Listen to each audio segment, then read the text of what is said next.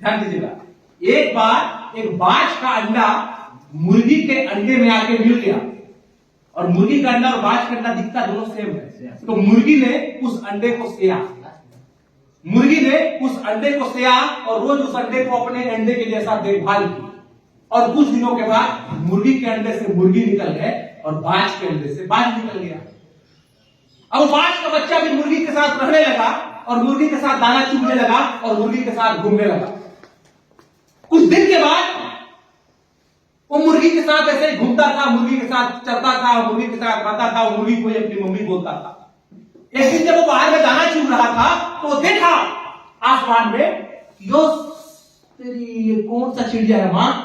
एक ऐसा चिड़िया देखा जो ऊपर आसमान में पंख ऐसे फैलाए हुए हैं, पंख फड़फड़ा भी नहीं रही है और उड़ रही है। उस बाज के बच्चे ने, जो मुर्गी के साथ रहती थी, उसने ऊपर देखा और बोला, मम्मी देख तो मां, वो कौन सी चिड़िया है जो ऊपर आसमान में एकदम हवा से जो ऊपर उड़ रही है? मुर्गी ने बोला, बेटा वो बाज है, बाज। उसका जन्म हुआ है आसमान की ऊंचाइयों में उड़ने के लिए, उसका जन्म हुआ है आसमान की ऊंचाइयों में उड़ने के लिए, और चिड़ियों का राजा। तू दाना चुग, तू मुर्गी है, तू दाना चुग, तू मुर्गी है। और बाज का जो बच्चा मुर्गी के साथ आ चुका था, उसने चुपचाप दाना चुगते हुए फिर से ऊपर देखा और बोला, काश मैं बाज का बेटा होता, काश मैं बाज का बच्चा होता।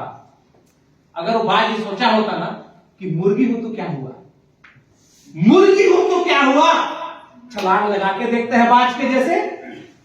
अगर वो बाज का बच्चा ये सोचा होता कि मुर्गी हो तो क्या हुआ, छलांग लगा के देखते हैं बाज के जैसे, अरे वो बाज का बच्चा था, उड़ जाता, वो पूरी जिंदगी बाज की जिंदगी बिताता। लेकिन वो ये मन में बैठा लिया कि मैं मुर्गी हूं, मैं नहीं उड़ सकता, पूरी जिंदगी बाज होने के बावजूद भी मुर्गी की जिंदगी दिया और मुर्गी की मौत मरा। पता है क्यों? क्योंकि ये हम दिमाग में बैठा लिया कि मैं मुर्गी हूं, और ऐसे ही मुर्गी की जिंदगी चले गया। एक कहानी था और इस कहानी को मैं अक्सर बोला करता था, लेकिन इस कहानी को मैंने हकीकत होते हुए देखा। मैंने अपने बच्चे को ले गया नदी में, मेरे गांव के पास एक नदी था, उस नदी में मेरे बच्चे को मैं नहला रहा था, तैयार कर रहा था, खूब खेल रहे थे, दोनों पानी से खेल रहे थे। अचानक से जंगल है उस तरफ, और जंगल के पास से एक मुर्गी निकल के आया और पानी पीने लगा, काला मुर्गा। मेरा बेटा बोला, पापा वो देखो कौन सी चिड़िया है? मैं बोला, मुर्गी बेटा। फिर मैं बोला, साला जंगल में मुर्गी कैसे आ गया? मुर्गी तो गांव में होता है, जंगल में मुर्गी कैसे आ गया? तब तक एक आदमी आ रहा था, मैं बोला, देखो ये मुर्गी है। बोल रहा है, निकाली किया हुआ मुर्गी। मतलब झाड़ फूक जो करते हैं दीवार को, जो गांव में ओझा लोग होते हैं, वो मुर्गी को दाना चला के छोड़ दिए, तो निकाली कर दिए है, वो मुर्गी है, जंगल में आ गया। मैं बोला, वाह। तो मैं बोला, इसको कोई पकड़ते नहीं है? बोले, कोई पकड़ ही नहीं पाएगा इसको। बोला, क्यों? बोले, ज्यादा तेज हो गया है। तो पत्थर मारा, जैसे ही पत्थर मारा, मुर्गी उड़ते उड़ते उड़ते उड़ते पेड़ में चढ़ गया। मैं बोला, मुर्गी पेड़ में कब से चढ़ने लगा? बोले, एक गांव का मुर्गी तो भैया कभी भी 20 फीट से ऊपर उड़ ही नहीं पाता है, 10 फीट से ऊपर नहीं उड़ पाता है, इतना ऊपर से ऊपर मुर्गी नहीं उड़ पाता है। लेकिन वो मुर्गी 20 फीट का छलांग लगाया और पेड़ में चढ़ गया। तो आदमी बोला, पेड़ में ही सोता है, पेड़ में ही रहता है, क्योंकि अगर जमीन में आ सोएगा तो जानवर खा जाएंगे, सियार खा जाएगा, लोमड़ी खा जाएगा, गिद्दड़ खा जाएगा, तो खा जाएंगे। इसलिए ये ऊपर में रहता है, बनाए गई से, मतलब जंगली हो गया है, जंगली हो गया है, इसलिए ऊपर उड़ना शुरू कर दिया। मैं बोला, जंगली नहीं हुआ, मुर्गी मुर्गों का साथ छोड़ करना बाज का साथ पकड़ लिया है जंगल में, इसीलिए ऊपर उड़ना शुरू कर दिया। अगर वो गांव में होता ना, तो गांव में होता तो उस मुर्गी की जो उड़ान होती ना, वो 10 फीट से ऊपर नहीं जाती।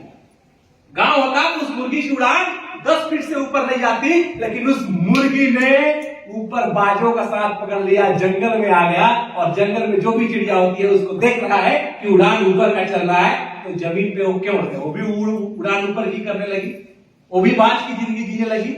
यही संघर्ष होता है। बोले ना, संघर्ष से बुढ़ा, संघर्ष से बुढ़ा। जिस गांव से है ना आप, जिस जगह से हो ना आप, मुर्गी हो या बाज मुझे नहीं पता, लेकिन सामने में बैठे हुए काले बाज लोग का अगर संघर्ष पकड़ लिए ना, तो उड़ान बढ़ जाएगी, उड़ान बढ़ेगा, आपका उड़ान बढ़ जाएगा। चेहरे में स्टाइल बढ़ जाएगा, आपका कॉन्फिडेंस लेवल बढ़ जाएगा, आपकी पॉजिटिविटी बढ़ जाएगी, आपकी सोच बढ़ जाएगी, आपकी कार्य क्षमता बढ़ जाएगी, आपके सोचने की क्षमता बढ़ जाएगी, आपके समझने की क्षमता बढ़ जाएगी। और मैं गारंटी देता हूं कि आप एक दिन कामयाब बन जाओगे और हम सब मिलकर कामयाब हो जाएंगे और हम सब मिलकर एक नया कीर्तिमान बनाएंगे। और आज कई सारे लोग हैं, आज देखिए आपके बीच में सालों का मैडम है, रॉयल्टी होल्डर बनने वाली है, रॉयल्टी जैसे पोस्ट पे अचीव करने वाली है। जब ये काम शुरू किए थे तो कभी मैंने ये नहीं सोचा था कि ये एक महिला है जो रॉयल्टी जैसे पोस्ट पे अचीव करेगी और आने वाले एक महीने के अंदर रॉयल्टी मार देंगी। सैल्यूट है मैम आपको, इनके काम को, इनके जज्बा को, इनके मेहनत को। क्योंकि इन्होंने मैं देखता हूँ जब भी देखता हूँ किसी स्टार का रिपोर्टिंग आया है, लेकिन सालों मैडम का रिपोर्टिंग दे दिया था। और यही मतलब है कि मैम बहुत जल्दी डिप्लोमेट बनने वाली है और बहुत जल्दी मैडम कार भी लेने वाली है। मैडम और ऐसे कई सारे लोग करते हमारे साथ।